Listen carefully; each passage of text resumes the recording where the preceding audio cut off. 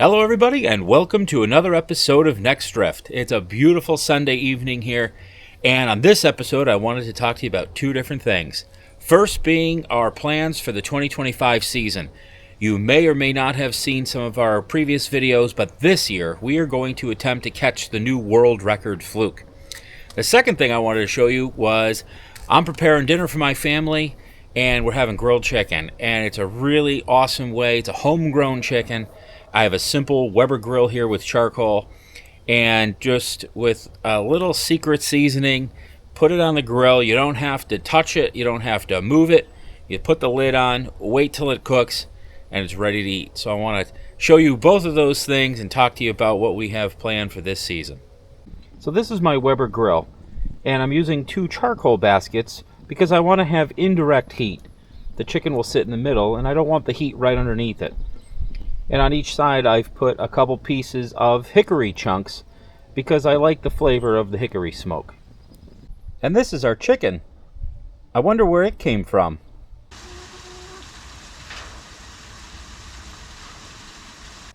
So now we're just going to take our chicken and lay it right here in the middle. And we put it backside down. And this is all you need to do. Just throw it on there and we'll cover her up.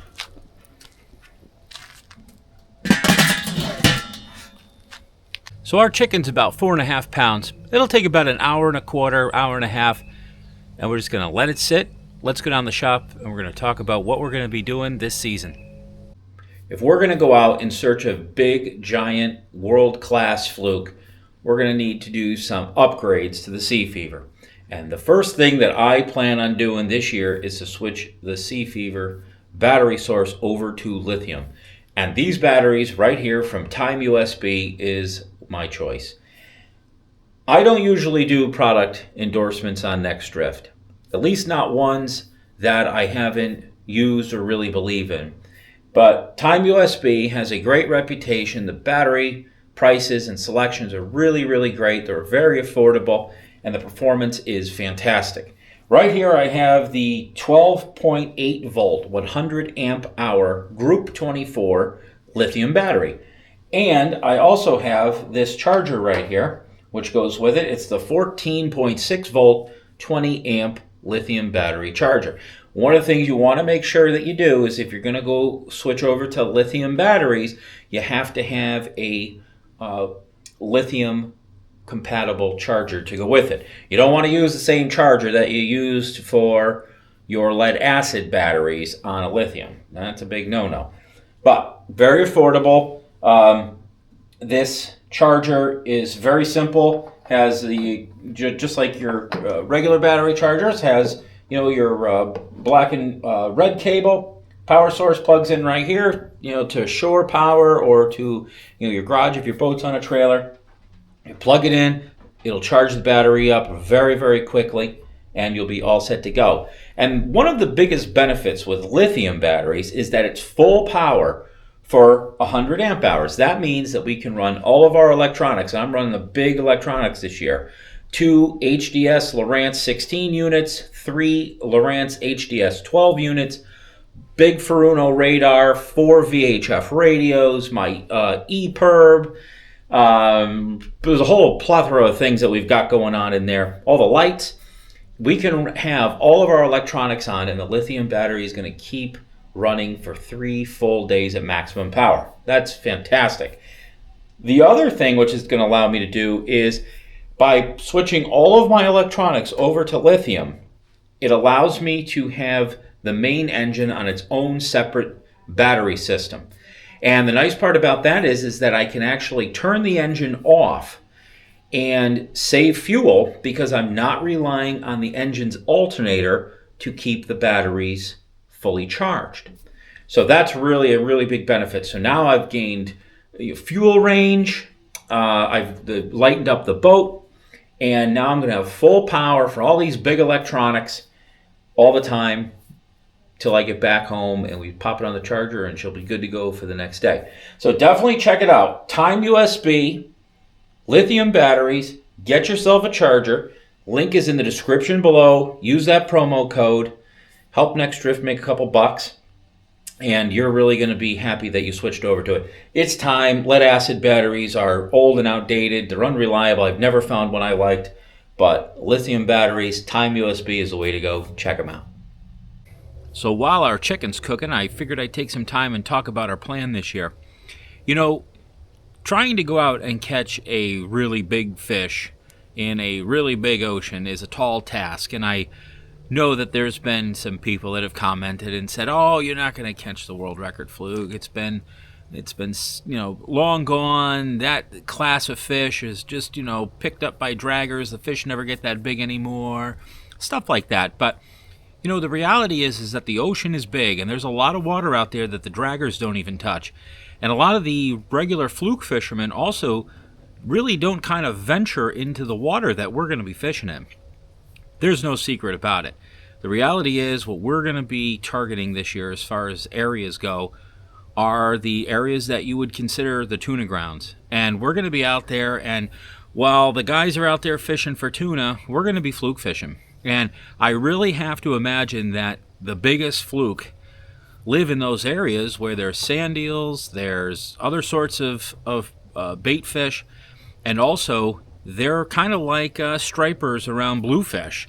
The tuna are up above feeding, bait's coming down. You got the whales that are up there, same thing, that are feeding on bait, and the parts and pieces that go down to the bottom are easy pickings for big fluke. So that's what we're going to be doing, and we have to be prepared for it. Like I had mentioned, upgrading the boat and making sure that everything is set to go. We go tuna fishing, and usually we'll go out, we leave early in the morning and come back, say midday once we've had our fill. But the reality is, if we're going to go offshore fluke fishing, the weather conditions have to be right. We're going to be looking for areas that have activity and life, like tuna. And those are the places that we're going to be focusing on. So being prepared, making sure we have the right gear, the right tackle. If we're going to be dragging big baits like we had talked about on rigs, we're going to need to upgrade some tackle. So hopefully here in an upcoming episode, we'll take a trip to the tackle store together, and we'll buy some brand new equipment that is specially designed for bait fishing heavier rigs for fluke. Because we're not going to be using the old standard bucktail. I just don't feel like the world record, a potential world record, is going to be caught using gulp. But, so, we're going to go out, we're going to do a whole bunch of videos catching bait, preparation for our trips, how we're going to be utilizing the weather apps, and all those sorts of things to plan where we're going to go. And I think you're really going to find that interesting. If you have any ideas or anything that you'd like to share with us, let us know. Put it down in the comments. What kind of bait do you think that the new world record is going to be caught on? Is it going to be squid? Is it going to be a live snapper blue? Is it going to be a fluke strip? Is it going to be something else? Put down in the comments what you think it's going to be. We're about halfway through the cooking process now in our chicken. Let's take a peek and see how she looks. Ooh, that is looking good. A little dark. That's all right. Got a nice mahogany color. Oh boy. That thing is almost done. So the chicken got a little bit overcooked on the outside, but it still looked pretty juicy, so we'll just call it Cajun. One of the things I'm really looking forward to doing this year is to get out onto some new water, new grounds, new fishing spots, maybe some spots that nobody's ever fluke fished before.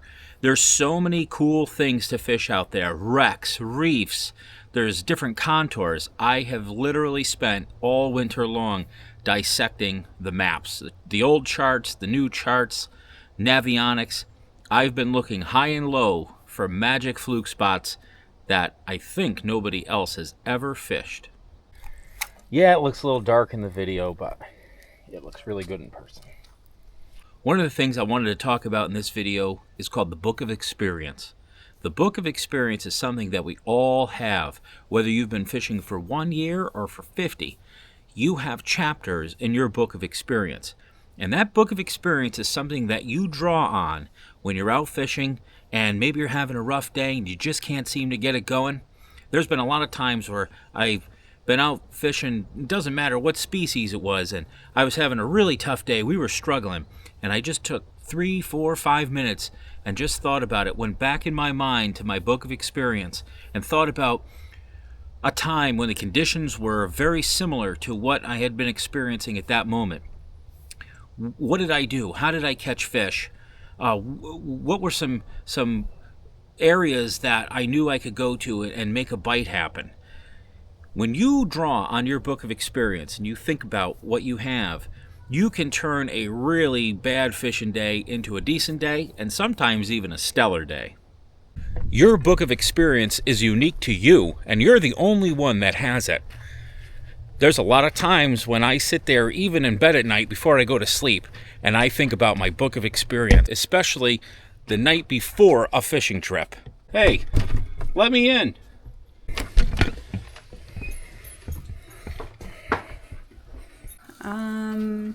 It's really dark. Ooh, that chicken looks good. So often we go out and we just have really, really tough fishing days and we just can't seem to figure it out. There's been so many times where I've just taken 4 or 5 minutes, gone back into my book of experience in my mind, looked at the conditions, thought about lures and colors and ways in which I caught fish in the past under similar situations and conditions, and all of a sudden it turned a really cruddy day into a pretty good one.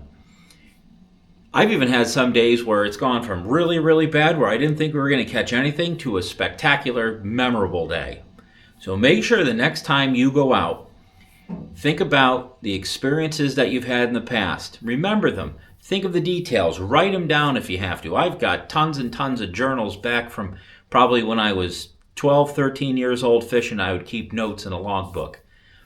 Remember, fishing is always a learning process. Nobody ever masters it. There's always something to learn. And I'm hoping this year on Next Drift, when we're going out and chasing that big world record fluke, hopefully you'll join me and we'll both learn something this season on our quest for the new world record fluke. I really appreciate you watching. Make sure you click that like button, click the subscribe button. Make sure you share it with your friends. And also check out our Next Drift Patreon page. Lots of good stuff on there, bloopers, edited clips, stuff you won't see on our YouTube channel. I really appreciate you watching. We'll talk to you real soon. Take care, everybody.